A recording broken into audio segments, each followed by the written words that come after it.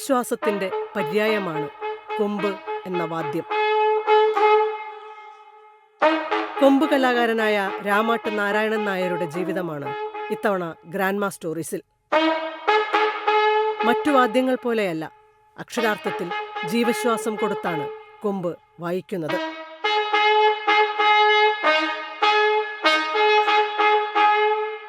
നന്നേ ചെറുപ്പത്തിൽ കൊമ്പ് വായിക്കാൻ തുടങ്ങിയിട്ടുണ്ട് നാരായണൻ നായർ.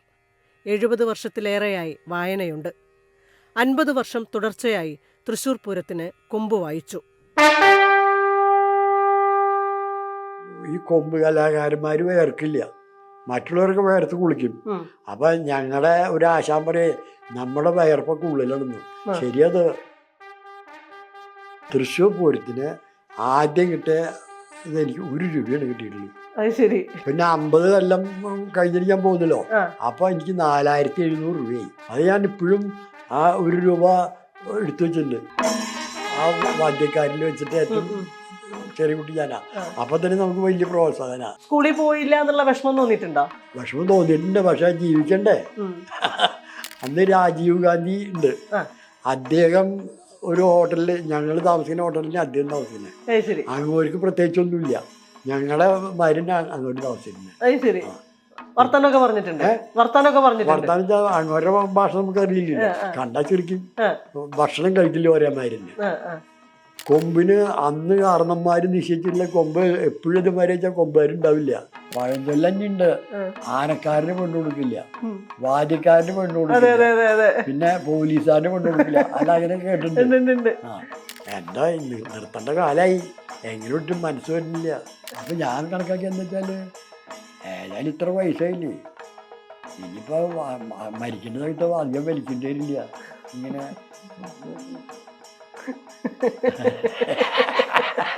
അനുഭവങ്ങളുടെ ശ്വാസനിശ്വാസങ്ങൾ പങ്കുവെക്കുകയാണ് രാമാട്ട് നാരായണൻ നായർ.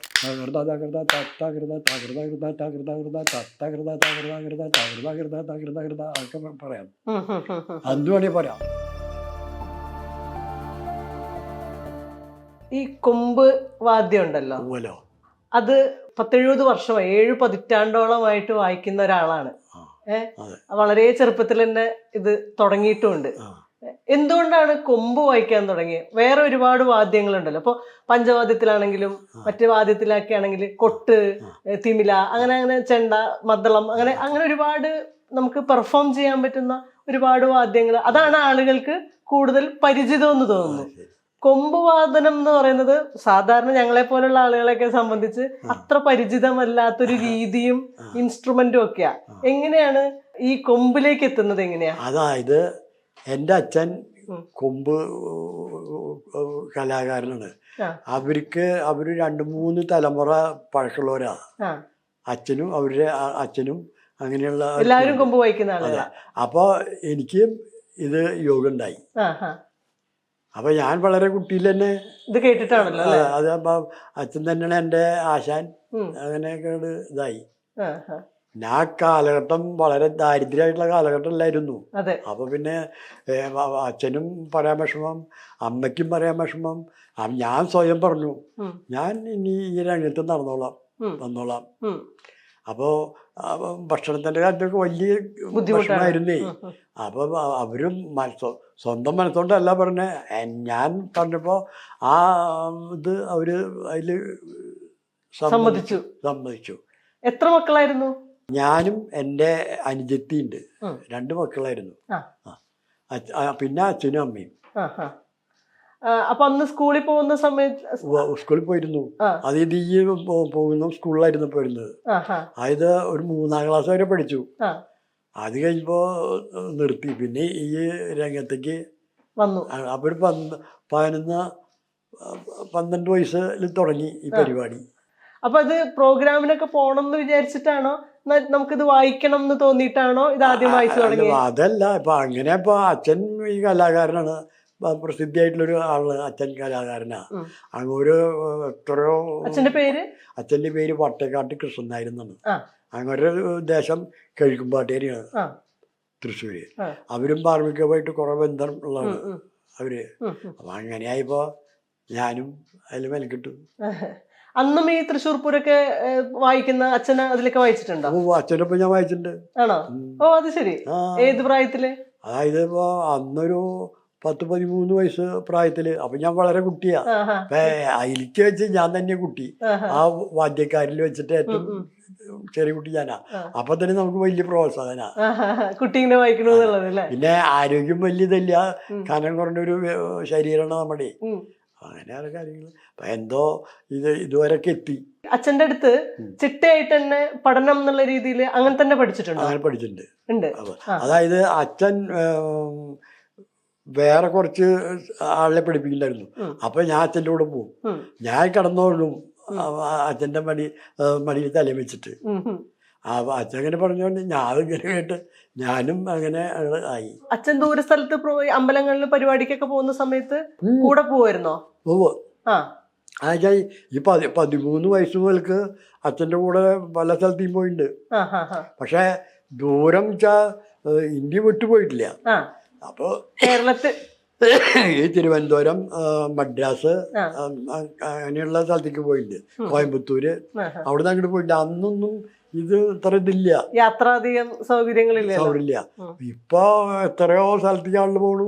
അധികം പരിപാടികൾ അമ്പലങ്ങളിലാണോ ഉണ്ടാവുക അതോ അല്ലാത്ത പരിപാടികളൊക്കെ ഉണ്ടാവുക? അമ്പലങ്ങളിലാണ് അമ്മക്ക് ഉണ്ടാവുക. ഇപ്പൊ അമ്പലത്തിലല്ല, ഇപ്പൊ ഒരു ഉദ്ഘാടനം പരിപാടിയാ. ഒരു മന്ത്രി വരണ്ടി അംഗീകരിക്ക് തീരത്തിന് പഞ്ചായത്ത്. ആദ്യം തൃശ്ശൂർ പൂരത്തിന് വായിച്ചത് ഓർമ്മയുണ്ടോ? അത് ഏത് കൊല്ല? അത് ഏത് കൊല്ലച്ചാൽ ഇപ്പൊ ഞാൻ പറഞ്ഞുതരാം. 2021 50 കൊല്ലം അടുപ്പിച്ച് വായിച്ചു. ഓ ശരി. 2021 50ാമത്തെ കൊല്ലായിരുന്നു. പിന്നെ ഞാൻ ഒഴിവായി.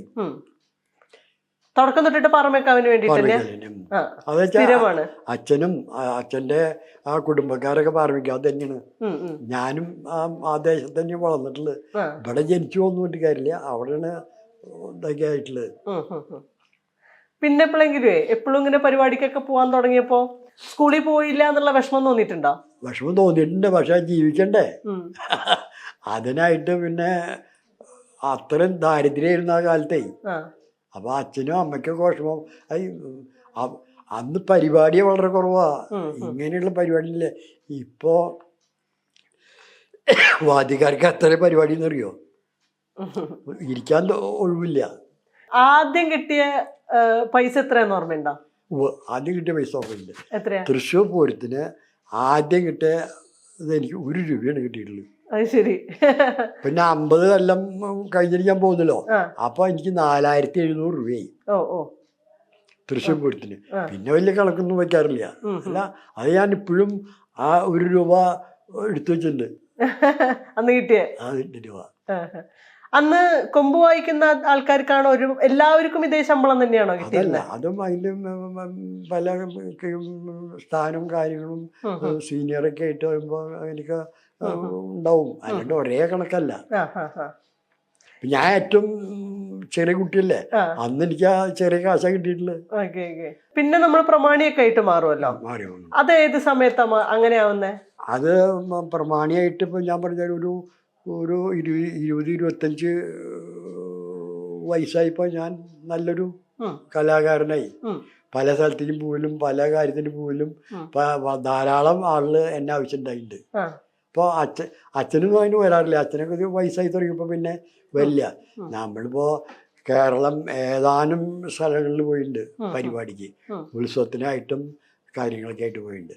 അതുമാതിരി നമ്മുടെ ഇന്ത്യ വിട്ടിട്ട് 2-3 പരിപാടിക്ക് പോയിട്ടുണ്ട്.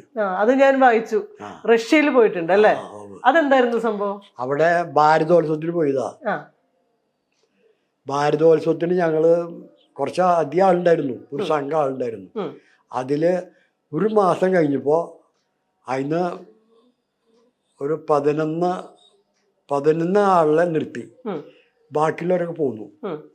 പിന്നെ റഷ്യ നാട് മുഴുവൻ ഒരു 2-2.5 മാസം അവിടെ കറങ്ങി.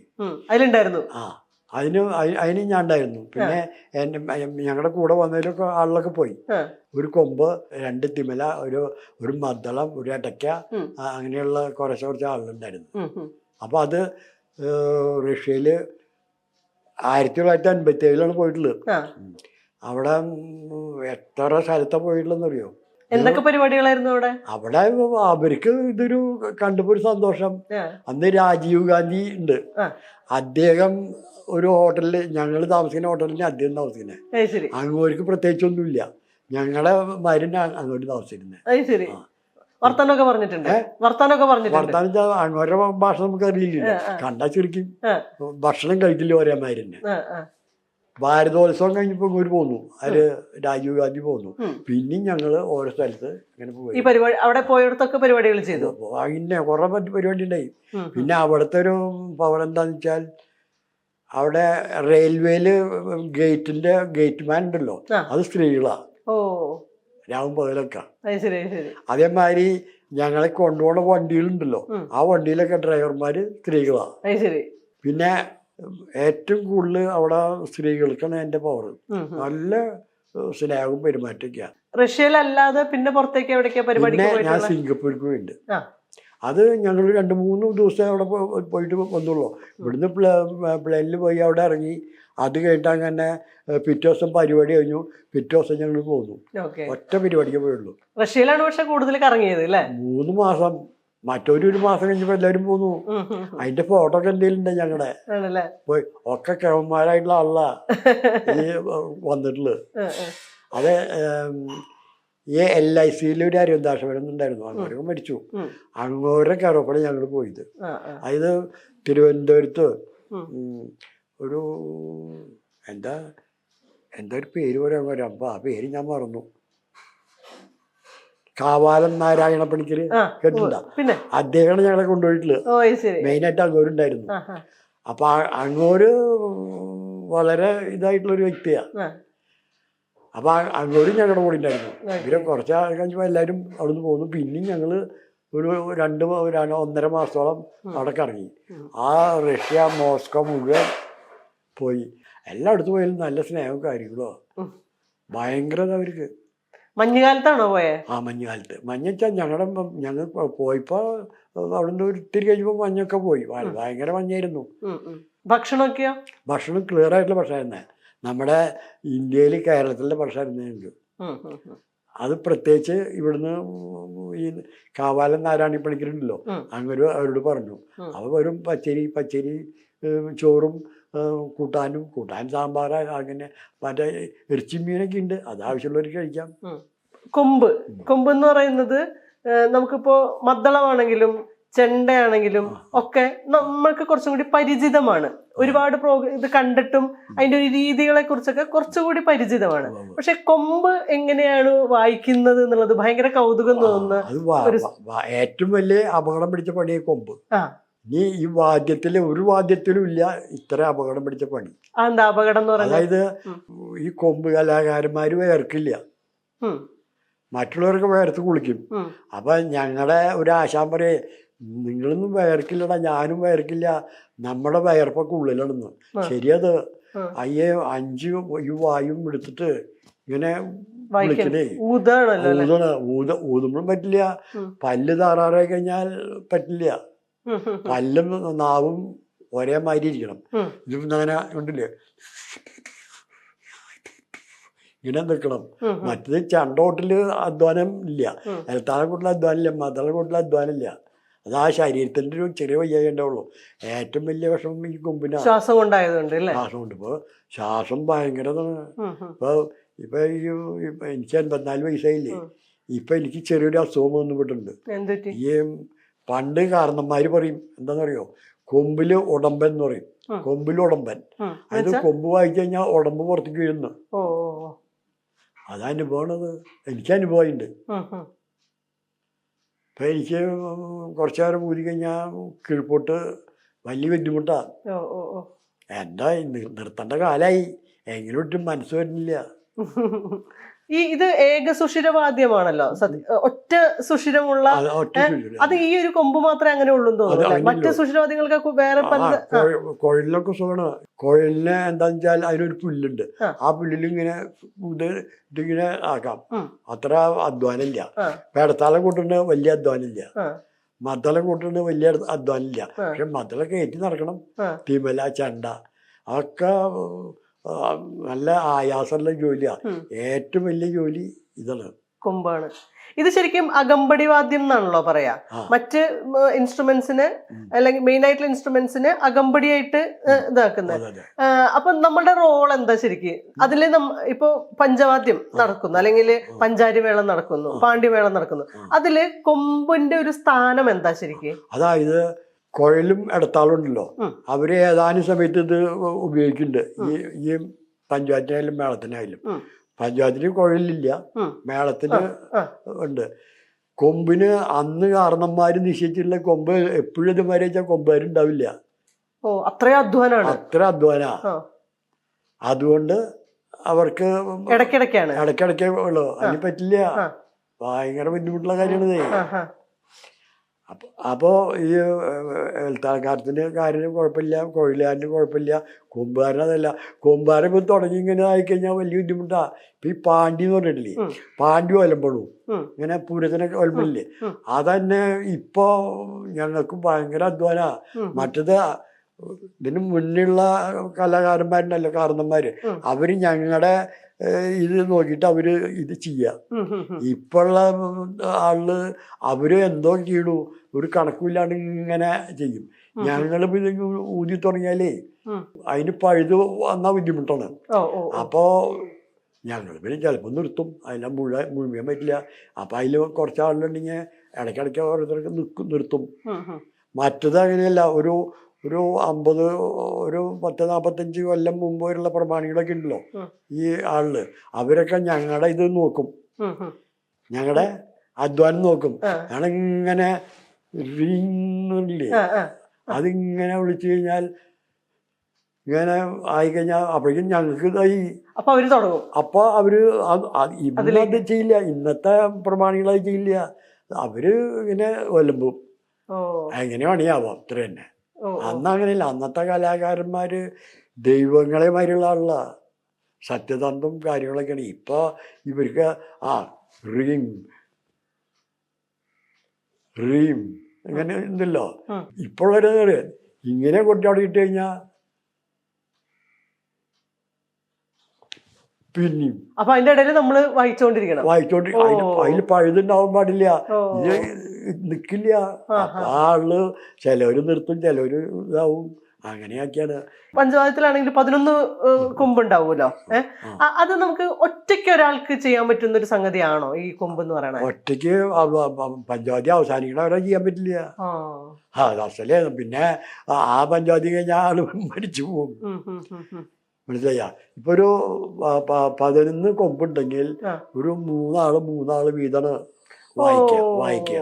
അല്ലെങ്കിൽ എല്ലാവരും കൂടി ഒരുമിച്ച് വായിക്കുന്ന സമയമുണ്ട്, കൂട്ടുന്ന സമയത്ത് എല്ലാവരും കൂടി ഒരുമിച്ച് വായിക്കും. അത് കഴിഞ്ഞാൽ തിമല കൊട്ടില്ലോ, തിമല കൊട്ടുന്ന സമയത്ത് കൊമ്പുകാർക്ക് ജോലിയുണ്ട്. അപ്പൊ നമ്മള് അതിനെ കണക്കായിട്ട് ഊതണം. അപ്പൊ എല്ലാവരും ഊതില്ല. ഇപ്പൊ ഒരു 3 തിമല കൊട്ടുണ്ടെങ്കിൽ 4 ആള് ഊതും. 4 ആളും മാറി മാറി ഇങ്ങനെ നിൽക്കും. അപ്പൊ പഴുതില്ലാണ്ട്.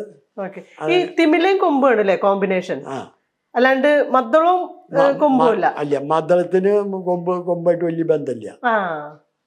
തിമല കൊട്ടുമ്പോ അത് ചെയ്യണം. അതേമാതിരി ഇടയ്ക്ക് കൊട്ടുമ്പോ നമുക്ക് ചെയ്യേണ്ട കാര്യമില്ല, കൊമ്പിന് ചെയ്യേണ്ട കാര്യമില്ല. ഏലത്താളത്തിന് എപ്പോഴും കൊട്ടണം, മദ്ദളത്തിന് എപ്പോഴും കൊട്ടണം, തിമിലി എപ്പോഴും കൊട്ടണം. കൊമ്പ് പക്ഷെ ഇടയ്ക്കിടയ്ക്കാണ്. കൊമ്പിന് ഇപ്പൊ ഇതിങ്ങനെ കഴിഞ്ഞാൽ ഈ കൂട്ടിക്കൂട്ടി വരുമ്പോ കൊമ്പ് ഊതണം. അപ്പൊ അത് ഇത്തിരി ഉള്ള കാര്യമാണ്.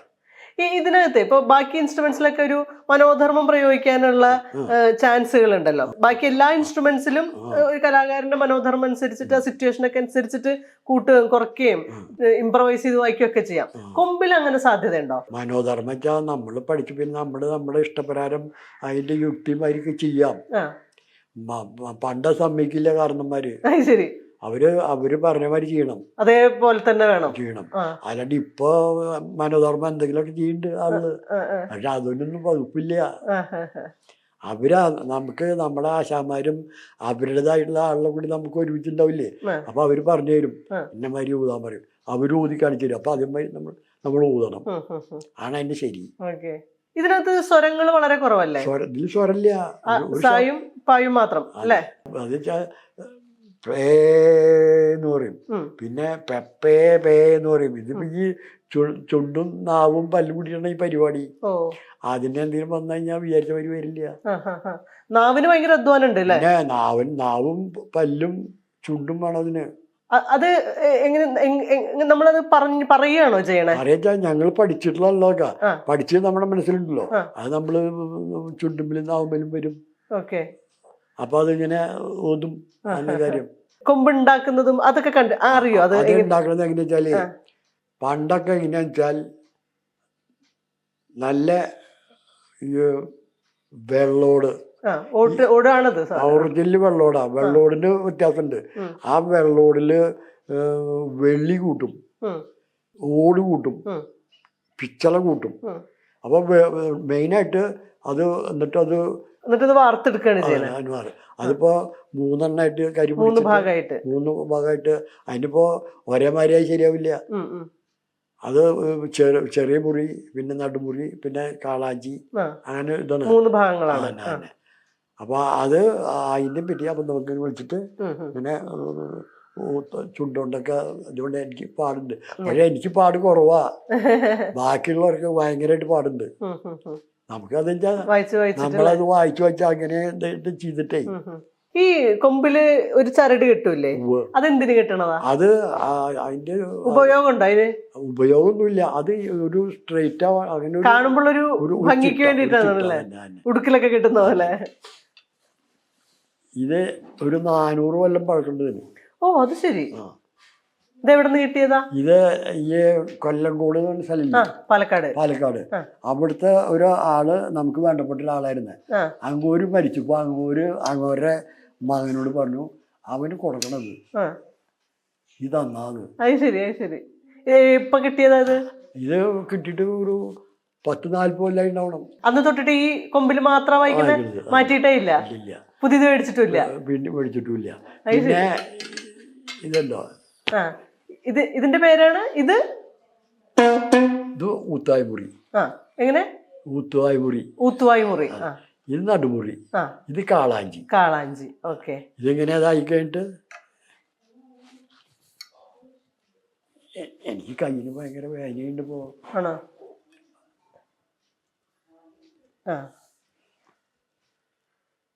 മുറുകി. ഇനിയിപ്പോൾ അധികം നേരം നിൽക്കാൻ പറ്റാറില്ല. എനിക്ക് കുറച്ചേരായിട്ട് വളരെ കുറവ് പരിപാടിക്ക് പോകുള്ളൂ. ഇത് ശരിക്കും വൃത്തം മാതിരി തന്നെയല്ലേ? ഇതിപ്പോ വേറെ കാര്യണ്ട്.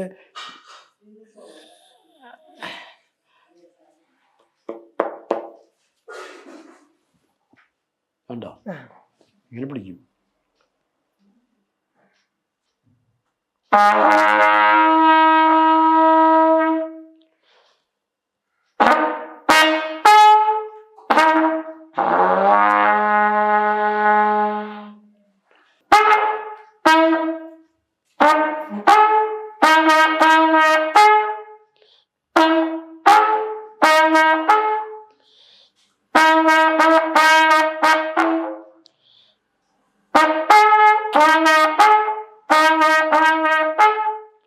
അങ്ങനെ ഓരോന്ന് ഇതില് കൂടുതലൊക്കെ വായിക്കും. കുറവായി.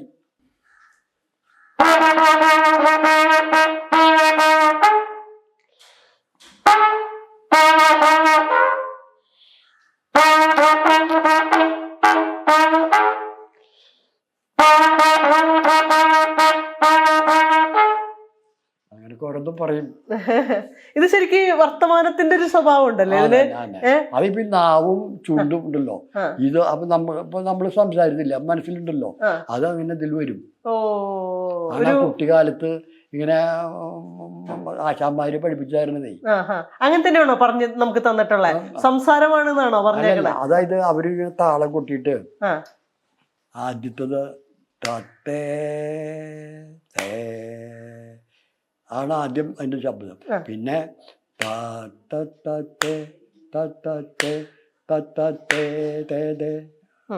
മനസ്സില്ല. അതങ്ങനെ ഓരോന്നിങ്ങനെ വീണ്ടും വരുമ്പോ നമുക്ക് തകൃത തകൃത തകൃത തകൃത കൃത തകൃത കൃത തകൃത തകൃത കൃത തകൃത കൃത തകൃത കൃത അതൊക്കെ പറയാം. എന്ത് വേണമെങ്കിൽ പറയാം. അതുപോലെ ഈ നാവും ചുണ്ടുണ്ടല്ലോ, അത് സാധിക്കാൻ നമ്മുടെ കഴിവുമായിരിക്കും. എല്ലാ താളങ്ങളും ഇതിൽ വായിക്കാൻ പറ്റുമോ?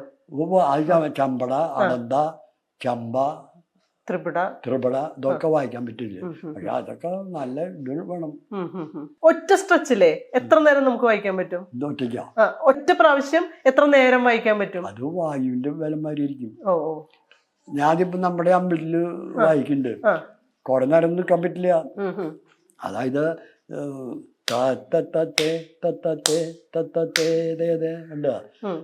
അപ്പോഴേക്കും ഇതായില്ലേ,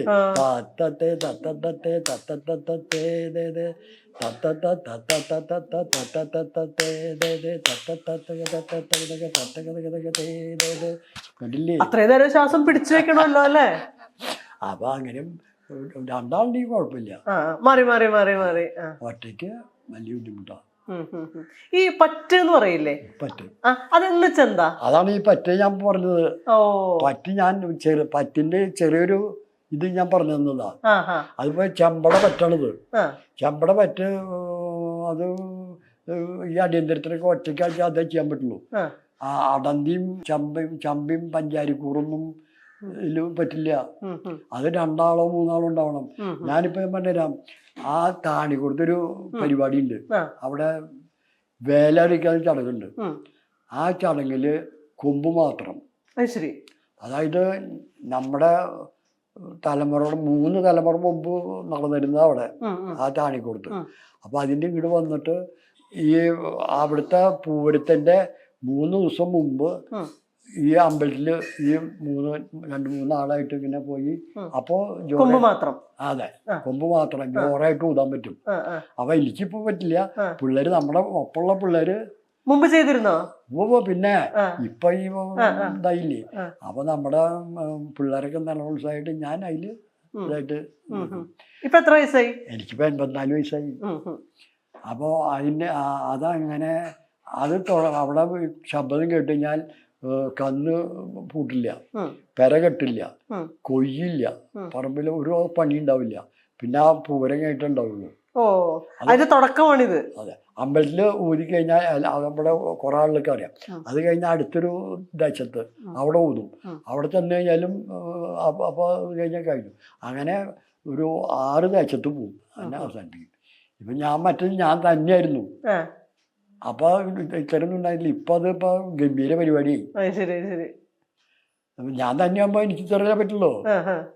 എന്നാലും കുറച്ചേരം കൂതും. അപ്പൊ അന്ന് അനുഭവമൊക്കെ വളരെ കുറവാ. ചിലര് ഇടങ്ങായി അരി തരും, വെള്ളരിക്ക തരും, മാമ്പഴം തരും, അങ്ങനെ കുറച്ചൊക്കെ പൈസയെക്കാട്ടിലും ഇങ്ങനത്തെ സാധനങ്ങളായിരിക്കും. ഇപ്പൊ അതല്ല. ഇപ്പൊ ഈ സ്ഥലത്ത് പോയ ഒരു ആൾക്ക് ഒരു 1000 രൂപ വെച്ച് കിട്ടും. ഒരു 4 ആള് ഞങ്ങൾ പോകും. ഒരു ഉത്സവ സീസണൊക്കെ വരുന്ന സമയത്തെ ഒരു സീസണില് എത്ര അമ്പലത്തിലൊക്കെ പരിപാടി ചെയ്തിട്ടുണ്ട്? അതിപ്പോ ഇപ്പോഴത്തെ നമുക്കൊക്കെ ഇത്തിരി കുറവാ. പിള്ളേര് കണ്ടുപോകാനുണ്ടല്ലോ, പുതിയ ആൾക്കാർ വരുമ്പോ അല്ലെ, അവർക്ക് വേണ്ട കാര്യങ്ങളുണ്ടാവും. ഞങ്ങളെന്തായാലും ഞങ്ങള് പോകേണ്ടതൊക്കെ ഞങ്ങളെ കൊണ്ടു വിളിക്കും, കാര്യങ്ങളൊക്കെ ചെയ്യും. ആദ്യമൊക്കെ കുറെ അമ്പലങ്ങളിൽ പോവാറുണ്ടോ? പോവാറുണ്ട്. അതായത് നമ്മുടെ കുട്ടിക്കാലത്ത് കണ്ടമാനം പള്ളി പോകാറുണ്ട്. ചിലപ്പോ 2-3 പരിപാടിക്ക് പോകും. സൈക്കിളുമ്പോ പോവാറുണ്ട്. പിന്നെ ബൈക്കിലുള്ള സമയത്ത് ബൈക്കുമ്പോ പോവാറുണ്ട്. ഇപ്പൊ എല്ലായിടത്തും ധാരാളം വാദ്യക്കാരായി. ഇപ്പൊ വാദ്യക്കാരിപ്പോ അവർക്ക് നല്ല ഇതാകുമ്പോഴേ ഡിമാൻഡാണ്. അത്യാവശ്യം കാശും കിട്ടും, പൂരം കാണാം, ഊണും കഴിക്കാം. ചില പിള്ളേരൊക്കെ വെറുതെ ഇതായിട്ട് നിൽക്കുന്നത് പഠിക്കാൻ പോകാണ്ട്. ഇപ്പൊ എന്തായാലും അറിയോ, അവർക്ക് ഇപ്പൊ ഇതിനെ പോവുക. ആ കൊറോണ വന്നപ്പോ 2 മാസം 2 കൊല്ലം ആളിന് വട്ടം തിരിഞ്ഞു. ഇപ്പൊ ഇതായി. ഞാൻ ഇപ്പൊ എന്നിട്ട് ഡിമാൻഡുള്ള പ്രായത്തിലുള്ള പിള്ളേരോടാ, നീ പഠിക്കണ്ട, ഞാൻ പഠിക്കണ്ട, 10 പഠിക്കണ്ട, നീ പഠിച്ചോളട്ടാ, ഇതൊന്നും ശാശ്വതല്ലാട്ടാ. നമുക്ക് വേണ്ടപ്പെട്ട പിള്ളേരെ കാണുമ്പോഴേ അങ്ങനെയൊക്കെ പല കാര്യമുണ്ട് കുട്ടിയെ. അതാ ഞാൻ ചോദിക്കട്ടെ, ഇപ്പൊ പൊതുവെ കലാകാരന്മാരെ പറ്റിയിട്ട് പറയുമ്പോഴേ ഇത്തരം വാദ്യകലകളാണെങ്കിലും എന്ത് കലയാണെങ്കിലും നമ്മൾ ഈ ഉത്സവങ്ങളെ ആശ്രയിച്ച് സ്റ്റേജ് പ്രോഗ്രാമിനെ ആശ്രയിച്ച് ജീവിക്കുന്ന ഇഷ്ടം പോലെ കലാകാരന്മാരുണ്ട്. അവർക്ക് മതിയായി ജീവിക്കാൻ പറ്റുന്ന പൈസ ഇതിനകത്തുനിന്ന് കിട്ടാറുണ്ടോ? അതായത് അതിപ്പോ ചിലവർക്ക് നല്ല പൈസ കിട്ടും, ചിലവർക്ക് വളരെ കുറവാ കിട്ടുള്ളൂ. ഇപ്പൊ 50 വർഷം തുടർച്ചയായിട്ട് തൃശ്ശൂർ പൂരത്തിന് വായിച്ചു എന്ന് പറഞ്ഞില്ലേ, 50 കൊല്ലം മുമ്പുള്ള തൃശ്ശൂർ പൂരവും ഇപ്പോഴുള്ള തൃശ്ശൂർ പൂരവും തമ്മിൽ എന്തൊക്കെ വ്യത്യാസങ്ങളാ വന്നിട്ടുള്ളത്? പൂരം നോക്കുമ്പോ ഇപ്പൊ അന്നത്തെ ഒരു ചടങ്ങും ചിട്ടിന്നല്ല ഇപ്പൊ ആകെ ബഹളം കാര്യങ്ങള്. അത് നമുക്ക് പറയാൻ പറ്റുമോ? അന്ന് തൃശ്ശൂർ പൂരം എന്ന് പറഞ്ഞാൽ ഒരു ദൈവികമായിട്ടുള്ള കാര്യങ്ങളും വളരെ ഇതായിട്ടുള്ളതാണ്. ഇപ്പൊ എന്തൊരു ദൈവം കള്ളു പിടിച്ച് ആടിത്തുള്ളി ക്യാമറ കേൾക്കുന്നുണ്ടാവും.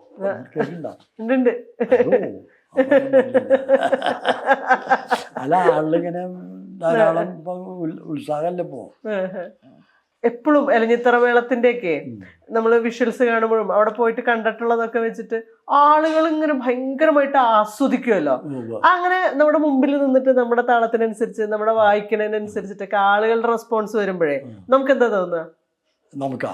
വായിക്കുന്ന ആൾക്ക് നമുക്കതിലൊരു വിഷമം തോന്നുക. അത് നമുക്ക് ശല്യല്ലേ അവര്. എന്നെ സംബന്ധിച്ചോളം അത് ശല്യമാണ്. അവര് ആശ്വസിക്കണിച്ചാൽ കുഴപ്പമില്ല. അല്ലാണ്ട് ഇപ്പൊ അവരുടെ ഒപ്പം നമുക്ക് ആക്കാൻ പറ്റില്ല. നമ്മുടെ ശ്രദ്ധ പോവോ? ശ്രദ്ധ പോകുന്നില്ല. നമ്മള് ചെയ്യുന്നത് നമ്മൾ തന്നെ ചെയ്യല്ലോ. അവരെന്തെങ്കിലും ചെയ്തോട്ടെ. പിന്നെ നമുക്ക് ഉള്ളിലിപ്പോ ചെണ്ടക്കാർക്കോ ഇടത്താൾക്കാർക്കോ കോഴക്കാർക്കോ പ്രശ്നമില്ല. ഞങ്ങളുടെ ബാക്കിലുള്ള ആള് ഞങ്ങൾക്ക് വല്ലാണ്ട് ബുദ്ധിമുട്ടാ. ഏറ്റവും ബാക്കിലായതുകൊണ്ട് പഞ്ചായത്തിന് ഫ്രണ്ടില്, മേളത്തിന് പിന്നില്, പിന്നില്. അതെ, പഞ്ചാരിക്ക് പാണ്ടിക്ക് പിന്നില്ല. ആനയുടെ അടുത്തുള്ള അതിന്റെ നിൽക്ക്. അപ്പൊ ആ കണക്കിലാണ്. അപ്പൊ ഞങ്ങൾക്കാണ് ശല്യം ഉണ്ടാവുക. ഇവര് വന്ന് ചാടിത്തുള്ളില്. മറ്റേ അങ്ങോട്ടൊന്നും അത്ര ഇതുണ്ടാവില്ല. ഇത് നമ്മൾ നേരത്തെ പ്രാക്ടീസ് ചെയ്യോ? പ്രാക്ടീസ് ചെയ്യും. ഇത് പഠിച്ചു കഴിഞ്ഞാൽ അവര് വെറുതെ ഇരിക്കില്ല. അവരെന്നും ഇപ്പൊ നാളെ മറ്റന്നാളെ പരിപാടി ഉണ്ടെങ്കിൽ അവരെന്ന് ഒന്ന് ഉത്സാഹിക്കും. അപ്പൊ അത് കഴിഞ്ഞാൽ പിന്നെ പരിപാടി നിന്ന് കഴിഞ്ഞാൽ പിന്നെ അവിടെ 4 ദിവസം കഴിഞ്ഞാൽ പിന്നെ ഉണ്ടാവും. അപ്പോഴും ഒരുമിച്ചിരുന്നിട്ട് ചെയ്യും. അത് ഓരോരുത്തരും ചെയ്യും. ഇതിപ്പോ പാണ്ടിക്ക് ഇങ്ങനെ ഊതേണ്ടത് ആ കണക്കിന് അതിന് വേറെ ഒന്നും ചെയ്യാൻ പറ്റില്ല. പഞ്ചാരിക്ക് ഊതുണ്ട്, അത് അങ്ങനെ ആ വഴിക്ക് തന്നെ പോവുള്ളൂ. അതേമാതിരി പഞ്ചവാദ്യത്തിനുണ്ട്, അതും ആ വഴിക്ക് തന്നെ പോവുള്ളൂ. അത് ഈ 3 ഇതിലും വ്യത്യാസങ്ങളുണ്ട്. 3 തരത്തിലാണ് വായിക്കുക അല്ലേ? ചണ്ടോട്ടായാലും കോഴി വിളിക്കലായാലും ഇടത്താളം കൂട്ടില് പിന്നെ അതിനൊരു താളത്തിനനുസരിച്ച് ഈ കൊമ്പ് വിളിക്കായാലും ഈ ആള് കുറവാവോ? ഇപ്പൊ 11 ആള് വരുമ്പോ നമുക്ക് അധികം സ്ട്രെയിൻ വരാതെ ഇങ്ങനെ മാറി മാറി മാറി വായിക്കാലോ. ആളുകൾ കുറവുണ്ടാവുന്ന സന്ദർഭങ്ങളുണ്ടോ? അല്ല, കുറവുണ്ടെങ്കിൽ കുറച്ചേ സമയം കുറച്ചേ ഉണ്ടാവുള്ളൂ. ആളിലും വാദ്യക്കാരും കുറവാച്ചാൽ കുറവ് തന്നെ ഉണ്ടാവുള്ളൂ. അപ്പൊ മറ്റത് 3 മണിക്കൂർ ആണെങ്കിൽ ഇത് 1.5 മണിക്കൂർ കൊണ്ട് തീർക്കും. മനസ്സിലായോ? അങ്ങനെയാണ് അതിന്റെ ചിട്ട. ഒരു തൃശ്ശൂർ പൂരത്തിന്റെ പഞ്ചായത്തൊക്കെ വലിയൊരു ഗൗരവമായിട്ടുള്ള, അതിന് അത്രയും പേർക്ക് വാദ്യക്കാരുണ്ടാവും, സാമ്യവും വേണ്ടുണ്ടാവും. അപ്പൊ അങ്ങനെ എല്ലാവരും ഇതാവും. ഈ കുറെ ഇപ്പോ 70 കൊല്ലായില്ലേ വായിക്കാൻ തുടങ്ങിയിട്ട്, അതിന്റെ ഇടയിൽ എപ്പോഴെങ്കിലും ഇത് വേണ്ട, ഇത് നിർത്തിയിട്ട് വേറെ എന്തെങ്കിലും പരിപാടി ചെയ്യാം, അങ്ങനെ തോന്നിയിട്ടുണ്ടോ? തോന്നിയിട്ടൊക്കെ ഉണ്ട്. എന്തുകൊണ്ട് അങ്ങനെ തോന്നി? സാമ്പത്തിക പ്രശ്നം കൊണ്ടാണ്. സാമ്പത്തിക പ്രശ്നം ഒന്ന്, പിന്നെ തമ്മിലുള്ള പ്രശ്നങ്ങളുണ്ടല്ലോ. ഈ കലാകാരന്മാരനെ വല്ലാണ്ട് അവർക്ക് അപ്പൊ ഓരോരുത്തരും എന്തിനു നിൽക്കണു അല്ല, അങ്ങനെ ഒരു തോന്നലുണ്ടാവും ആളുകൾക്ക്. എല്ലാവർക്കും ഉണ്ടാവില്ല. ഇപ്പൊ ഈ കൊറോണ കാലത്തെ ഒരുപാട് ആർട്ടിസ്റ്റുകൾ ഇങ്ങനെ പറയണ കേട്ടിട്ടുണ്ട്, പരിപാടി ഉണ്ടായിരുന്നില്ല, പൈസ കിട്ടുന്നില്ല എന്നുള്ളത് വേറെ കാര്യം, അത് സത്യമാണ്, ജീവിക്കാൻ പറ്റുന്നത്. എന്നാലും പെർഫോം ചെയ്യാതിരിക്കുമ്പോ ഭയങ്കര ഒരു തിക്കുമുട്ടുണ്ട്. അങ്ങനെ തോന്നിയിട്ടുണ്ടോ കുറെ കാലം വായിക്കാൻ? അങ്ങനെ തോന്നാറുണ്ട്. പരിപാടി ഇല്ലാച്ചാലാകെ ഇതാവല്ലോ. ഇപ്പൊ വർഷക്കാലത്ത് ഇപ്പൊ നമുക്കൊരു 3-4 മാസം ഒന്നും ഉണ്ടാവില്ല. പണ്ട് അങ്ങനെയാണ്. ഇപ്പൊക്കെ എന്തെങ്കിലുമൊക്കെ എവിടെയെങ്കിലൊക്കെ എന്തെങ്കിലുമൊക്കെ ഉണ്ടാവും അതിന്റെ കാര്യം. അപ്പൊ ആളുകൾക്കൊക്കെ വല്ലാണ്ട് ബുദ്ധിമുട്ടൊന്നുണ്ട്. എന്തിനാ പോണേ എന്നൊക്കെ. ഇപ്പൊ ഞാൻ പറഞ്ഞുതരാം, എൻ്റെ ഇതായിട്ടുള്ള ചെറുപ്പം എൻ്റെ മക്കളും ഇവിടെ ഉണ്ടല്ലോ. ഇതിപ്പോ ഇത് മൂത്ത മോളുടെ കുട്ടി, പിന്നെ അങ്ങനെയുള്ള കുട്ടികളൊക്കെ ഇല്ലേ. അപ്പൊ കലാകാരന്മാരെന്നെ എന്നോട് അന്വേഷിച്ചിട്ടുണ്ട്, മകളെ കല്യാണം കഴിച്ചു തരുമോ? ഞാൻ പറഞ്ഞു, എൻ്റെ മക്കളെ ആരും കല്യാണം കഴിച്ചു കൊടുക്കില്ല. ഞാൻ എൻ്റെ കുട്ടികാലം എനിക്ക് വിഷമിക്കാറുണ്ട്. അതുകൊണ്ട് വല്ല കൂലിപ്പണിക്കാരനായാലും അല്ല ജോലിക്കാരനായാലും കൊടുക്കാൻ പറ്റുമില്ല. കലാകാരന്മാര് വേണ്ട. കലാകാരന്മാരെ കൊടുത്ത ബുദ്ധിമുട്ടാ. അതായത് ഈ കള്ളു കുടിച്ച് അല്ല അങ്ങനെയുള്ള പല കാര്യങ്ങളുണ്ട്.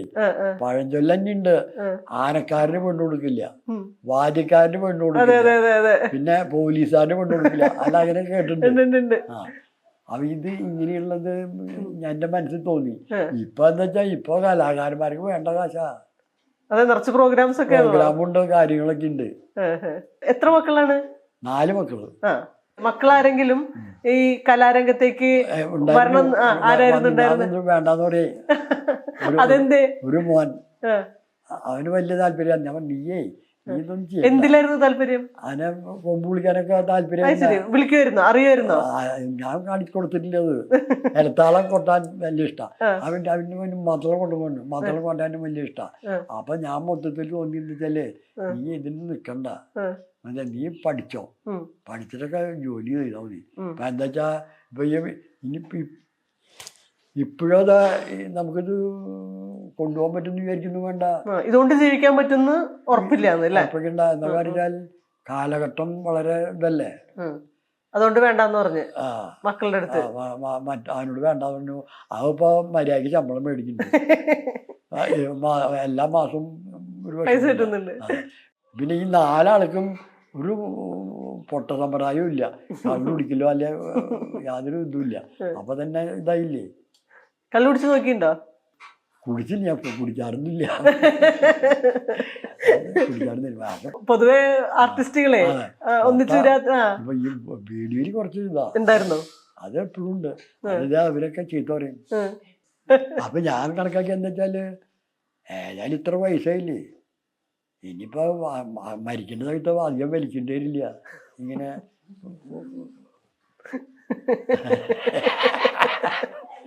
ഇന്ത്യയിൽ വേറെ സ്ഥലത്ത് എവിടെയാ പോയിട്ടുള്ളേ?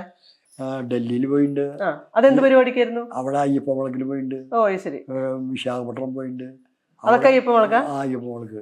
അതേമാതിരി ബാംഗ്ലൂർ പോയിട്ടുണ്ട്, പിന്നെ ഗോവയിൽ പോയിട്ടുണ്ട്, പിന്നെ മദ്രാസില് ധാരാളം പോയിട്ടുണ്ട്, കോയമ്പത്തൂര് ധാരാളം പോയിട്ടുണ്ട്. ഇതിപ്പോ ഏക സുഷിരവാദ്യം, ഓടക്കുഴലോ അല്ലെങ്കിൽ കുഴലോ വേറെ ഏതെങ്കിലും എന്താ പറയാ ഇങ്ങനത്തെ സുഷിരവാദ്യങ്ങള് വായിച്ചു നോക്കിയിട്ടുണ്ടോ? ഞാനാ? അങ്ങനെ വായിക്കാൻ തോന്നിയിട്ടുണ്ടോ? ആണോ? ഒട്ടും വായിച്ചു നോക്കിയിട്ടില്ല? ശ്രമിച്ചു നോക്കിയിട്ടേ ഇല്ല? തൊഴില് പറഞ്ഞു നോക്കിയിട്ടുണ്ട്.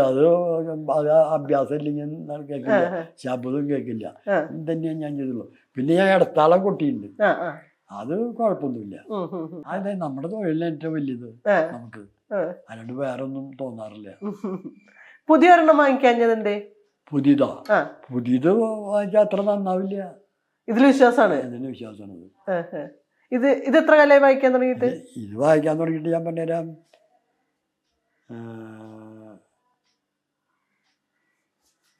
ഒരു 10-52 കൊല്ലമുണ്ട്. ഇതന്നെ ഈ കൊമ്പ് തന്നെ?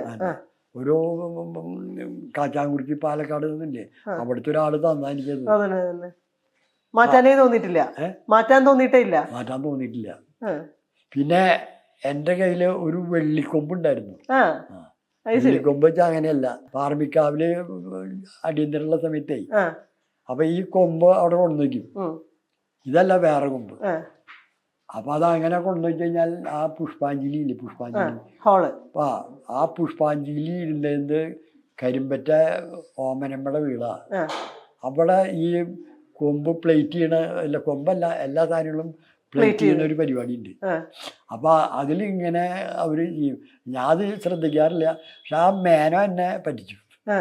മേനിത് കണ്ടപ്പോ കുട്ടിയല്ലേ, എന്ത് വെച്ചാൽ അമ്പലത്തിൽ ഈ സാധനം എടുത്ത് ആള് കൊണ്ടുപോയി. അപ്പൊ ആള് വലിയ ഇതുണ്ടായി മേനോൻ. എന്നിട്ട് എന്താ ഇങ്ങനെ സംഭവം ഉണ്ട്, ഞാനത് 2 ദിവസം കഴിഞ്ഞാൽ തരാട്ടോ പറഞ്ഞു. അപ്പൊ എന്നിട്ട് അത് അങ്ങനെ നല്ല ഭംഗിയില്, എന്താ ഭംഗിന്ന് പറയും. അപ്പൊ അത് അന്നൊരു രസം തോന്നി എനിക്ക്. നല്ല ഭംഗിയുണ്ട്. പക്ഷെ ഈ കലയ്ക്ക് അത് അങ്ങനെ ഭംഗിയിലൊന്നും പാടില്ല. ഇത് വളരെ കഷ്ടപ്പെട്ടൊരു കലയാണിത്, അധ്വാനം പിടിച്ച കലയാണ്. അപ്പൊ ഇതിന് ഇതൊക്കെ തന്നെ പറ്റുള്ളൂ. എന്നാ അങ്ങനെ എനിക്ക് കുറച്ച് തോന്നി. പിന്നെ അത് വേണ്ടാച്ചു. അതുകൊണ്ട് എന്തുണ്ടാന്നറിയോ, നമുക്ക് വെള്ളിക്കൊമ്പ് എന്നുള്ള പേര്, വെള്ളിക്കൊമ്പ് നാരായണൻ ഓ അത് ശരി. അതാ ഏറ്റവും വലിയ വിഷമായത്. പാട്ടൊക്കെ വായിക്കാൻ പറ്റുമോ ഇതില്? പാട്ട് വായിക്കാൻ പറ്റുമോ? ഒന്നും പറ്റില്ല. ഏറ്റവും വലിയ ദുരിതം പിടിച്ചാൽ മതി. ഇപ്പൊ ഇതില് പാട്ടൊന്നും വായിക്കാൻ പറ്റില്ല. കുഴലിന് പറ്റും, നാസരത്തിന് പറ്റും, പറ്റില്ല. ഇതിലൊട്ടും നടക്കൂല അല്ലെ? ഈ വായു ഇങ്ങനെ കൊടുക്കുകയാണ്, വേറെ ഒന്നുമില്ല. അതിപ്പോ ഈ ഞാൻ പറഞ്ഞില്ലേ, ചുണ്ടും നാവും പല്ലും, ഇതാണ് ഇതിന്റെ ആശ്രയം. ഇതിന് എന്തെങ്കിലും തകരാറ് വന്നു കഴിഞ്ഞാൽ പറ്റില്ല. ഇപ്പോഴുള്ള പിള്ളേരുടെ ഇവിടെയൊക്കെ പൊട്ടിപ്പൊളിഞ്ഞിങ്ങനെ ഇതായിരിക്കും.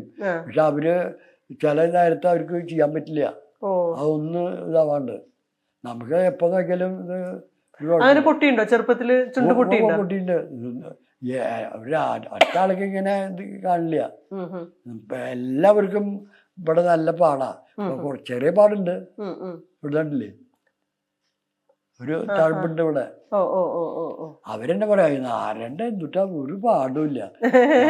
അങ്ങനെ ഇങ്ങനെ പോലെ ഒരു പ്രാവശ്യം വായിച്ചു കഴിയുമ്പോഴേ ഇപ്പൊ ഒരു പഞ്ചവാദ്യത്തിന്റെ ഒരു ഫുൾ സ്ട്രെച്ചിൽ നമ്മൾ വായിച്ചു കഴിഞ്ഞാൽ ഭയങ്കര സ്ട്രെയിൻ തോന്നും. വയ്യണ്ടാവോ? പിന്നെ നല്ലതാ.